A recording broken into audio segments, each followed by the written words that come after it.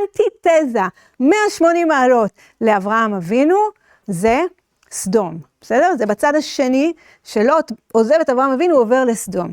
מה שמאפיין את סדום, פה לא מכניסים אורחים. פה, כמו שיגידו חז"ל, שלי שלי, שלך שלך, יש אומרים זו מידה בינונית, יש אומרים זאת מידת סדום. שלי שלי, שלך שלך, אני עבדתי על זה, זה שלי. אתה בחרת לחיות לך שם עם חרב וזה, אז תאכל, לא יודע, תאכל מה שצומח באדמה. אני עבדתי, יש לי את הצאן הזה, אני ארגנתי את המסיבה הזאת, מי אתה? אני לא מכיר אותך בכלל, זאת אומרת, אתה לא שייך אליי.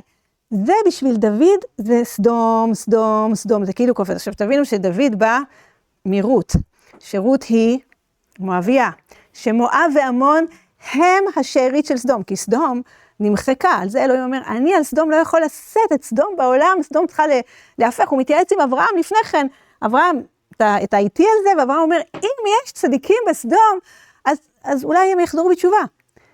בבית של נבל יש צדיקה, וזאת אביגיל, ובגלל זה הבית של נבל יש לו זכות קיום. אבל את דוד לא מכיר כנראה את אביגיל, ולא יודע את הזכות קיום, אז מבחינתו, אין זכות קיום לדבר הזה, אין זכות קיום לדבר כזה.